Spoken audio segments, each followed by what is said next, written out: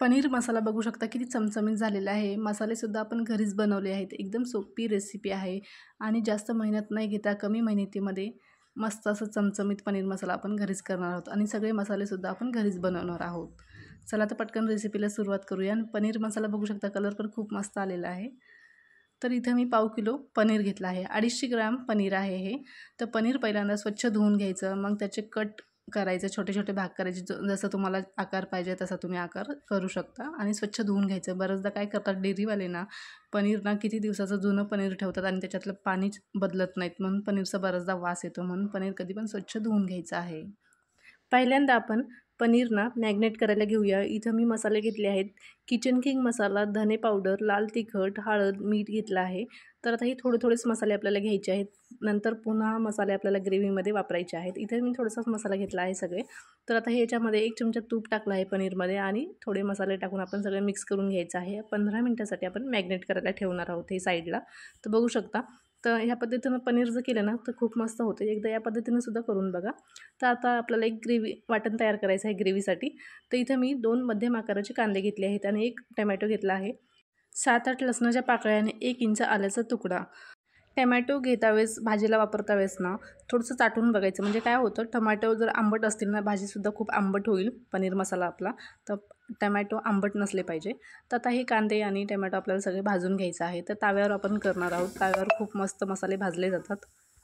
कधी पण कोणत्याही ग्रेव्हीसाठी वाटण तयार करायचं असेल ना तर ताव्यावर, लोखंडी ताव्यावर भाजायचे मसाले, तर खूप मस्त ग्रेव्ही तयार होते। तर इथं मस्त आपण भाजून घेणार आहोत। पहिल्यांदा हलकंसं भाजून घ्यायचं आहे। थोडंसं कलर चेंज झाल्यावर त्याच्यामध्ये 2-3 थेंब तेलाचे टाकायचे आहेत आणि मग पुन्हा छान परतून घ्यायचं आहे। आता लगेच पाणी टाकायचं नाही याच्यामध्ये, पहिल्यांदा बेडगी मिरची टाकायची आहे। जर तुमच्याकडे बेडगी मिरची नसेल तरीही चालेल, काही प्रॉब्लेम नाही। तर इथे मी कलरसाठी टाकली आहे बेडगी मिरची। तर बघू शकता आता कांदे आपले, टोमॅटो छान भाजलेले आहेत, तेलामध्ये परतून घेतले आहेत। आता थोडंसं अर्धी वाटी पाणी टाकायचं आहे आणि आता आपल्याला हे छान कांदा आणि टोमॅटो छान शिजून घ्यायचे आहेत। तर आता हे छान शिजलेले आहेत, 2-3 मिनटं आपण शिजून घेतले आहेत। आता मिक्सरच्या भांड्यामध्ये आपल्याला हे कांदे आणि टोमॅटो, लसूण, अद्रक टाकायचं आहे आणि मिक्सरला छान बारीक पेस्ट करून घ्यायची आहे। तर बघू शकता मस्त कलर आलेला आहे। तर असं एकदम बारीक पेस्ट मी बनवून घेतली आहे। तर तयार आहे आपले ग्रेव्हीसाठी लागणारी पेस्ट, कांदा लसणाची आणि टोमॅटोची। जर तुम्हाला काजू वापरायचे असतील ना तर कांदे जेव्हा आपण भाजतो ना त्याच्यामध्येच काजू पण टाकायचे आणि काजू पण छान आपल्याला तेलामध्ये परतून घ्यायचे आणि मग मिक्सरला बारीक फिरून घ्यायचे आहेत। आता इथं आपण पनीर मसाला करणार आहोत। आता इथं 5 चमचे तेल घेतलं आहे कढईमध्ये, तेल छान गरम करून घेतलं आहे।